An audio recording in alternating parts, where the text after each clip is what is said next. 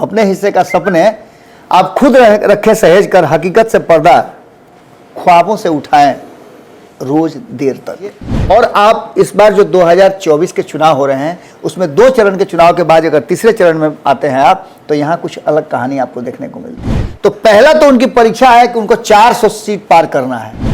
सूखने रखे हैं कुछ सपने छत के मुंडेर पर, पानी पानी हो गए थे, पानी पानी हो गए थे वादों के अंधेर पर, पानी पानी हो गए थे वादों के अंधेर पर, अपने हिस्से के सपने रखे आप खुद सहेज कर। पनोरमा ग्रुप, जो सोचता है वो करता है, आपके अपने सपनों का आशियाना। नमस्कार, आप देख रहे हैं भारत लाइव। भारत लाइव के विशेष कार्यक्रम महाभारत 2024 पर हम लोग चर्चा करेंगे। दो चरण का मतदान हो चुका है। तीसरे चरण का मतदान 7 तारीख को है। तीसरे चरण में पूरे देश में 95 सीट पर चुनाव होना है। एक प्रत्याशी निर्विरोध चुने गए हैं, तो कहें 94 सीट पे होगी। तो अब 2 चरण के मतदान के बाद अब तीसरा चरण बहुत ही महत्वपूर्ण है। तीसरे चरण में नीतीश नहीं, नरेंद्र मोदी की प्रतिष्ठा, अग्नि परीक्षा होगी। प्रतिष्ठा दांव पे है। अगर थोड़ी सी भी अगर चूक हुई, आंख बंद, तो डिब्बा खाली। तो हम आइए इसे समझते हैं बाबा से, जो ये नीतीश की जगह पे नरेंद्र मोदी की अग्नि परीक्षा कैसे है, क्योंकि 2 चरण का चुनाव हो चुका है।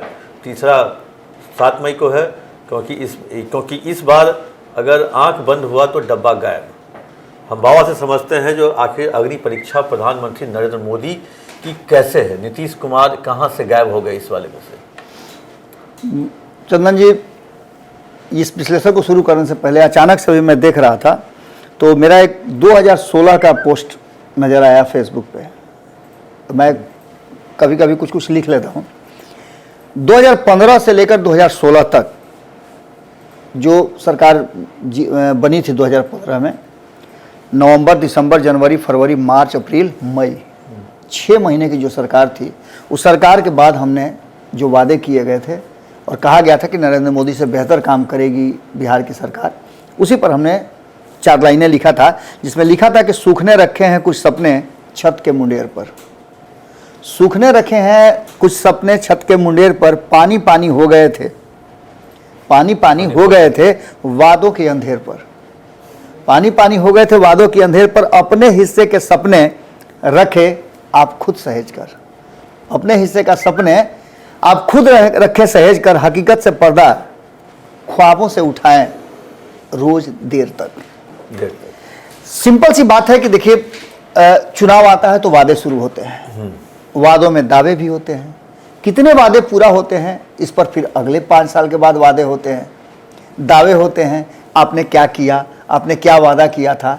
जो सत्ता में रहता है उसके वादे पूरे नहीं होते हैं, और जो विरोध में होता है वो वादों की झड़ी लगा देता है। अगर वो सत्ता में आता है तो फिर वो वादे पूरा नहीं करता है, और जो वादा करके मुकर गया है वो वादों की बात करता है।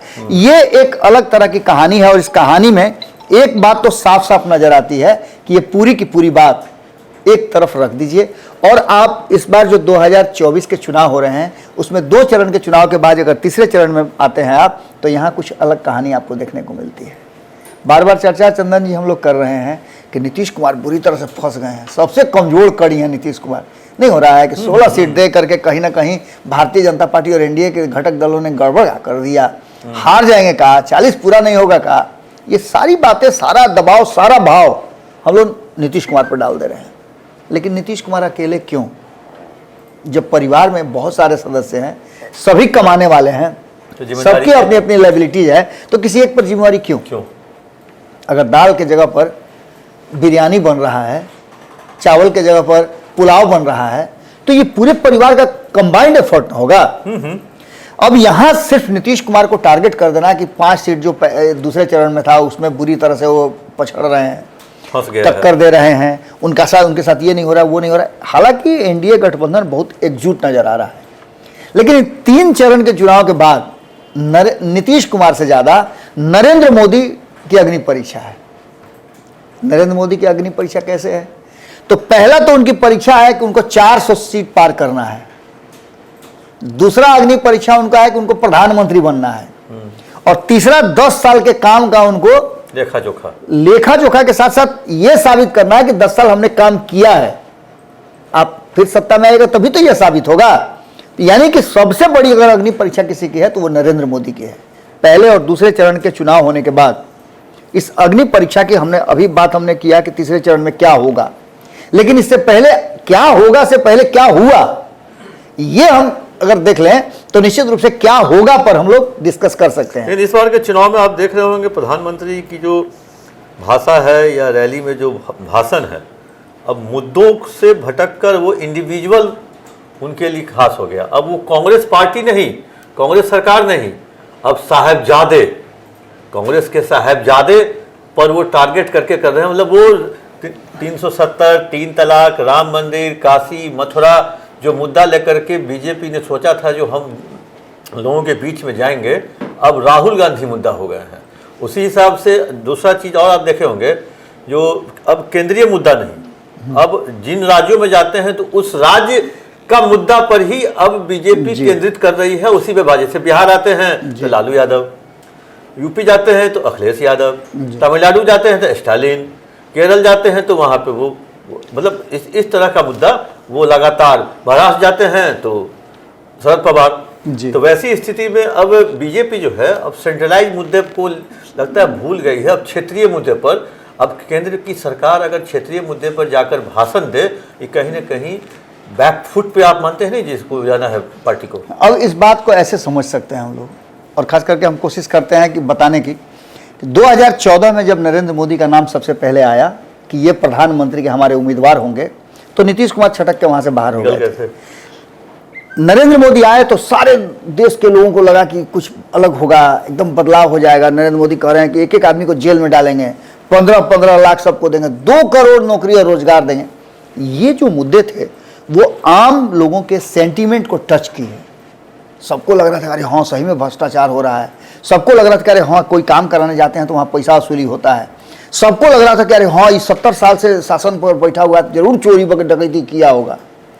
ये बातें सिर्फ यही नहीं हुई, ये बातें पहले भी होती रही हैं, पहले भी चर्चाएं होती रही, लेकिन यहाँ से इन मुद्दों को इस तरह से डाइल्यूट किया गया और आपके ज़हन में, जैसे इंजेक्शन नहीं डाला जाता है, गोली से काम नहीं चलता तो इंजेक्शन डाला जाता है, और इंजेक्शन पूरे नस में फैल करके आपको जल्दी रिलीफ देता है, एंटीबायोटिक का।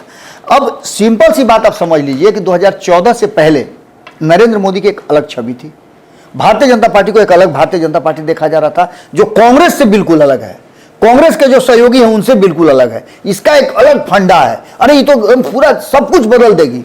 लेकिन आप उठा करके देख लीजिए इंदिरा गांधी के शासन को, राहुल गांधी की और राजीव गांधी की मैं बात नहीं कर रहा हूं, न मैं बात कर रहा हूं नेहरू की, मैं सिर्फ और सिर्फ इंदिरा गांधी की बात कर रहा हूं, क्योंकि इंदिरा गांधी को ही टारगेट करके, इंदिरा गांधी के शासनकाल को ही सबसे ज़्यादा टारगेट किया जाता है।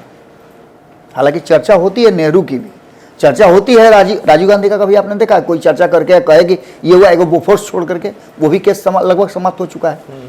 इंदिरा गांधी को टारगेट करने के पीछे का कारण यही था कि इंदिरा गांधी एक डिक्टेटर की तरह हो गई थी।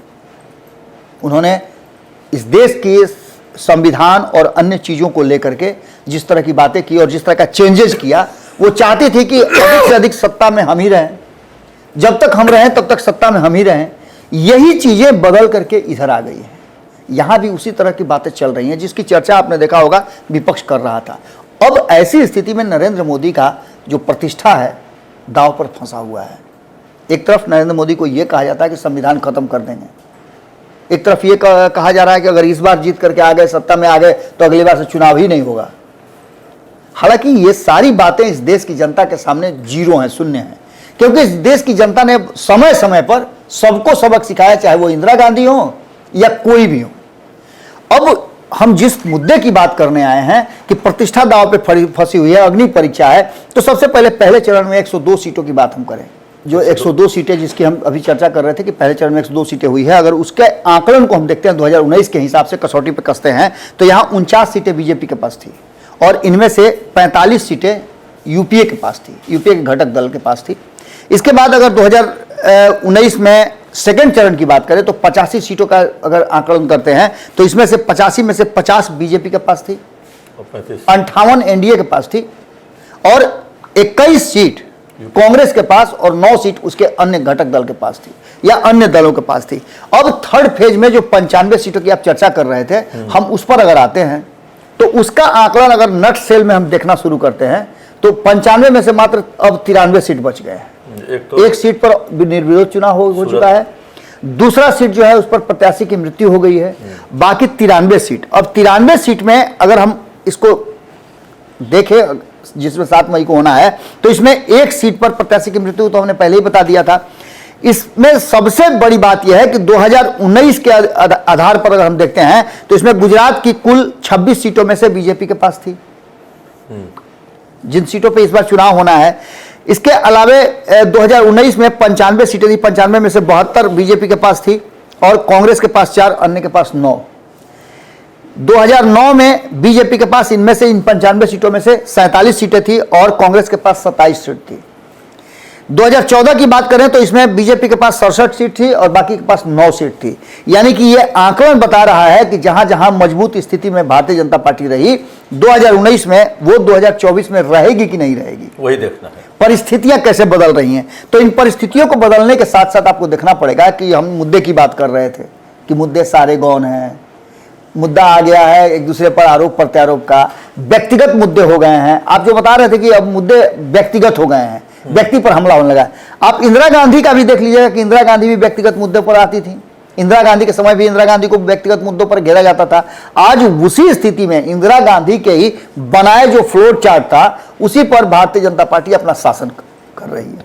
कुछ नया आप दिखाइए, कुछ नया अगर देखना चाहेंगे तो वो होगा सड़क, फ्लाईओवर, ओवरब्रिज, बिजली, ये कुछ मूलभूत जो जरूरतें हैं ये बन रही हैं और इसकी शुरुआत हो चुकी थी कांग्रेस के शासन से ही। अब उसको सिर्फ आगे बढ़ाना था और एग्रेसिव करना था।